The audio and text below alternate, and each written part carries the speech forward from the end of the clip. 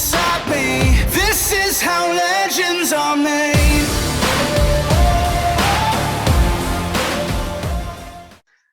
Hey everybody, welcome back to Mission Focused Mindset. One thing that people might like to hear about is how our power/bodybuilding program is going. Yeah, I know on my end it got thrown off a little bit, but I did want to make sure that I got it uploaded and changed the percents and had it ready going for this week as far as like the AMRAPs and the back down sets go. How's your week going? Is this week 3? Started week 3, I believe. Yeah. Wow, it's going So fast. yeah, it's flying by. But no, I'm really liking it. And I like how well my numbers are going up, so that's something I always like. Woo! Yeah, I know. I will say today I was just extremely run down and such, so I didn't actually, just with the incremental weights, I didn't attempt my PR weight, but then like I failed at like a higher try on a PR. But Okay, I mean, good. still got that that strain, Good. working against that weight. But other than that, I gotta say I'm liking the workouts. I like, especially the second week after we did some of the tuning on the workouts. I think we kept the strength stuff most of the same. We just changed around like some of the more hypertrophy based workouts. The accessory day we switched up a little bit, and I was liking that pretty well. Yeah, I gotta say, on Saturdays we hit quads, biceps, and calves. Like, I am sore after that. That's a good workout. Yeah. Especially if anybody out there, any of the people in the audience want to try a killer quad exercise or a killer take on a certain quad exercise that I'm sure all of you already do, is seated quad extensions. Okay, doesn't sound anything special yet, but doing some massive sets of, so in our program we've got we're doing 3 working sets, 25 reps, but it's kind of like a rest pause set. So you want to pick a weight that you cannot get for 25 reps straight through. Right. So essentially it forces you into a rest pause. You're going to be going to failure and then getting more reps. So for 3 sets. Exactly. So it's not the last set, it's not the first set, it's all 3. Right. So I mean that, and then right before that we do Bulgarian split squats. So the quads already have some work in them. We usually going fairly heavy in that, so actually did set PR with that this past week. I mean, I guess everything is technically going up. Good. Except for like some of the accessory work, I've just been, some of those movements, it's been like around the same weight. But just being really intentional with it, correcting the form, getting the work out of it. So but yeah, the quad extensions, I think we have in there, get a weight that you can probably get like 15-ish reps around failure, but then do 25 reps with it. So it's brutal. It's anybody that's worked out with me, that we've really gone back and forth pushing each other, or if I'm training them, and sometimes I give them like their so-called initiation with a little bit of a leg day. Like, they haven't really trained with me until they've hit a leg day, because leg day just hits on a different level of really being able to like mentally push yourself. Right. And this is something that's a good example of like living in the pain, doing what it takes to grow. So but yeah, that's fun. Long story short, that's fun. It's a fun day. Quads, biceps, and calves. I really like, I don't know about you, but as far as this program goes, I like how, because normally, especially me and you, like we go pretty hard the whole workout. But if we push, say it's a leg day, say we push our main movement hard, like almost till fail, or we're taking a couple sets till fail, or a giant drop set, or whatever it is, we'll still hit our accessories hard. But in terms of the weight or the intensity that we're able to hit it with, it's not the same because we're already so pre-fatigued with the main lift, because the main lift that day is kind of, that's like our main goal or what we're trying to really focus on and hit home on. With this program, it's a little different because we do spread the accessories out throughout the week. I'm curious to see where our Bulgarian split squats go and stuff like that, because now we don't have to worry about our grip strength being fatigued or whatever it is. We can really hit that almost as a main lift because it is the first lift of the day, even though it says used as like an accessory. So it's going to be cool to see as those numbers jump up, probably more than they ever have been, what changes we're able to see with that. Right. That's part of what I like about that Saturday actually is the first exercise we've got on there is the Bulgarian split squats. And like you mentioned, I never really hit that as a main movement, never hit it when I'm fresh. So Right. seeing that number jump up really high. I mean, like last Saturday, I got up to the top set of do it holding dumbbells, and it's holding 280-pound dumbbells There you for go. sets of 10 Yep. reps. And usually when I'm like burnt out at the end of a workout or something to hit Bulgarian split squats, I might use 35s, 40s ish. Yes. You know, it's just like to The see volume is what it's like when you're insane. fresh. You know, it's gonna be cool to see how that impacts things. But it is cool just to be able to push those exercises hard that Right. you're usually not able to dump everything into, just Yeah. based on how they're ordered in the workout. Yeah.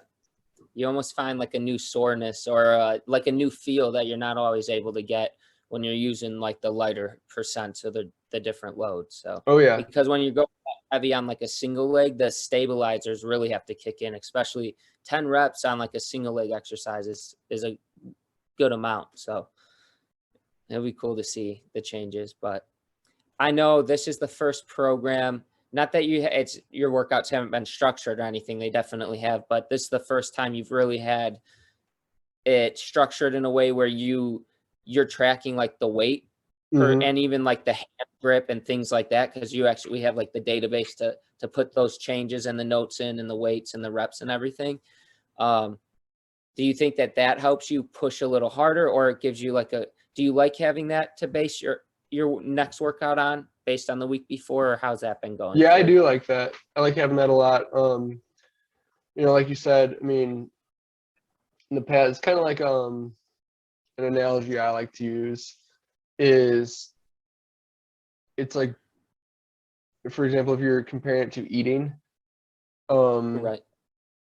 essentially what I've kind of done all my life is if you were, say, like you knew a lot about nutrition, you were eating the right things, you kind of knew like the general serving sizes you were having, and say that got you pretty far. That's kind of like what I've done with working out is like I am like I have learned a lot about training. I feel very knowledgeable about it. I push myself super hard in my workouts. You know, I do all my tracking up here, Right. but that's only so good. I mean, that's like tracking all your calories in your head. Right. So I do like, even though like that is something that just sticks in my mind because I like doing it so much. It's not, Right. you know, it's not easily forgettable information for me, but that's still not the same as having everything structured out and written out. And I will say that something I've seen is very beneficial for this. Because I mean, I always did kind of the progressive overload styles based on like what numbers I remembered in my head. I always like try to push for a little more weight, a few more reps, stuff like that. But actually recording it is bringing a lot more structure to that system of progressive overload for me. Good. And also helping me to push hard, but maybe not overdo it or Yeah. not turn my progressive overload into ego lifting. Right. So sometimes if I was just going by feel for a workout, and I know which weights I've gotten in the past, I know how many reps I've gotten in the past, I might just like randomly throw extra sets on the end of an exercise just because I'm like, oh, I can do more, I can do more. And Right. I don't think that's always beneficial, whereas in some cases it can be, if you didn't go all out, especially in like hypertrophy training. I know strength training is a little more structured with tracking your volume and all, but I will say that knowing I only have a certain number of sets to really ramp up to a certain weight, give it my all, I think it helps me be more intentional sometimes and push harder in certain sets, knowing like, hey, this is my chance to get after it. Right. So I will say I am overall liking the tracking a lot of the structured workouts, and it helps me put notes in based on what I did, and I can like, it's just cool to see. It's like tracking your weight over time Right. and going or taking pictures over time and going back and really seeing your progress instead of just thinking you made progress or thinking, oh, I used to do this weight. So it's very it's nice to have that objective measure and show that what you're doing is paying off. Good. No, I'm glad it's going good so far, and it's sweet that your numbers are going up already. We got a lot of big jumps to make over the next couple months, but for it to already kick in, that's huge. So Yeah, got big goals. I bench another bench PR yesterday on the variation we've got programmed in, so good. all going good. And did you go with straight weight yesterday? Were you at Bomb Squad or at your house? I was at Bomb Squad. I did go straight weight. I did get my bands I ordered in the mail yesterday. There we go. Good. What's that? That's good. I know. I'm excited. Yeah, so I got those bands in the mail. Didn't really have time to think about it and get it set up for the workout, but I do have now those Elite FTS. I got 4 red long ones, 4 red short ones, and then as a little bonus, I got myself some clips, some collars. There you go. Perfect. So we always got to deck out the home gym sometimes. Yeah, that's awesome. Good. And I know you've been tracking, but how are your? So here's a question: do you always track your workouts, or do you go through phases of like, okay, I'm gonna go through a certain phase in this program now and track my numbers? How does that go for you? I'll track honestly pretty much everything. Because I'm usually like I make the workouts on the team builder so even like if Dariante or Isaac or somebody's always on the program that I'm running, so it like makes me more accountable because I have to enter something in.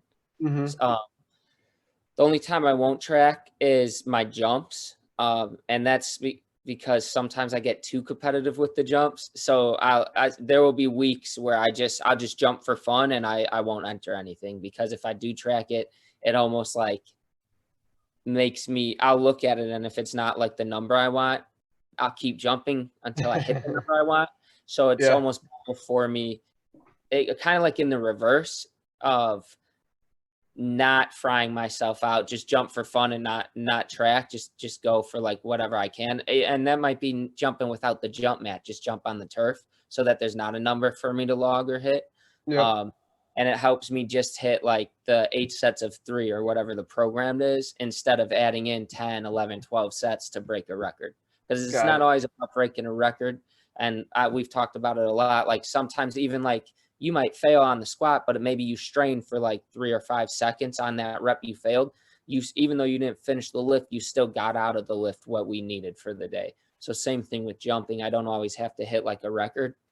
So sometimes I won't track that at all. But other than that, I try to track everything else. Got it. Okay. Yeah, cool. Yeah. I guess that's how I am with like my food. Yeah. I mean, I actually going forward, I'd love to do this with the training too is just like kind of go through different phrases, but always be tracking my workouts. Right. You know, when I was, and like I said, I always like kind of stored everything up in my head. So because I was so into working out, I loved it. You know, I knew what like my maxes were generally, or like what my best performance on a certain lift was.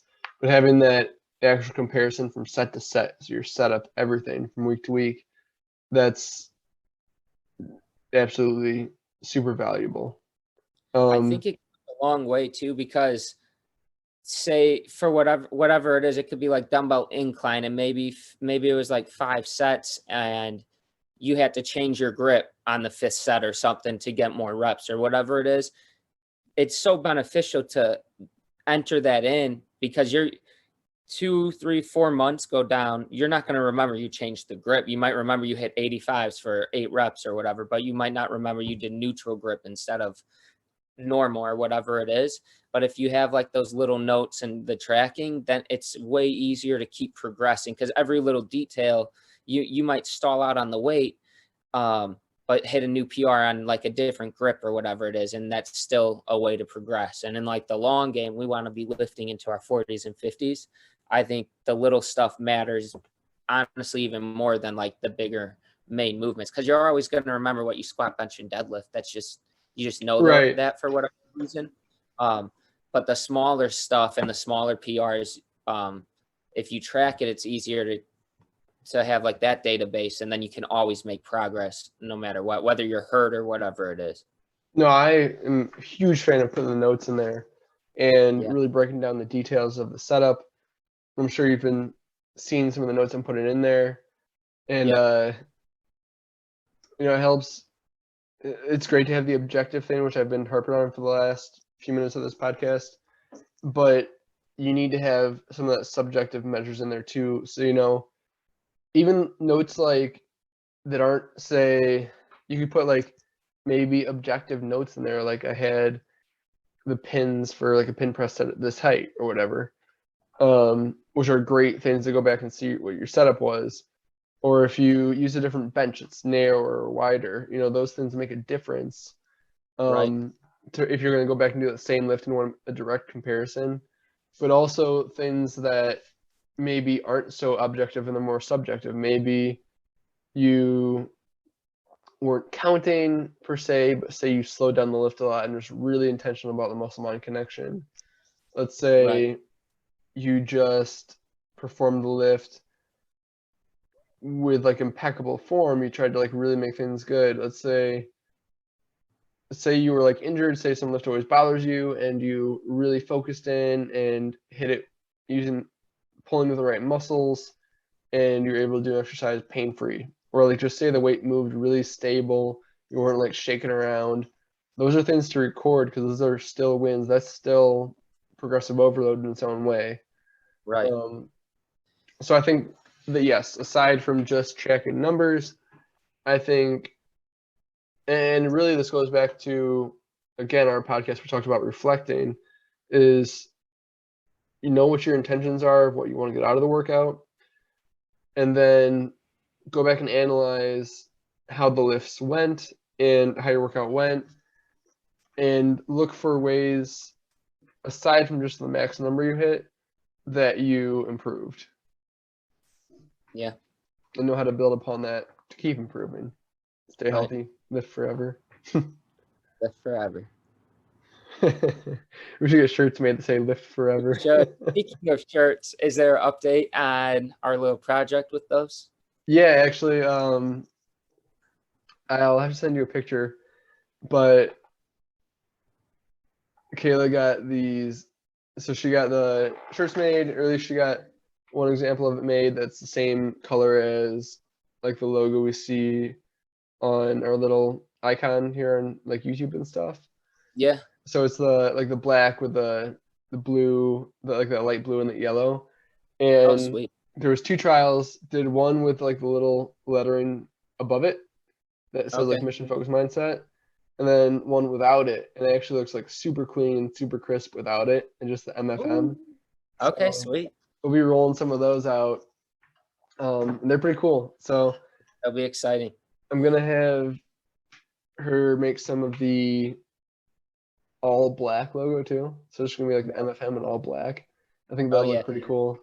So, and we're gonna try out a bunch of colors. She's got everything. So, if anybody Sweet. listening wants a certain color shirt, we're gonna be rolling them out. So let us know in the comments.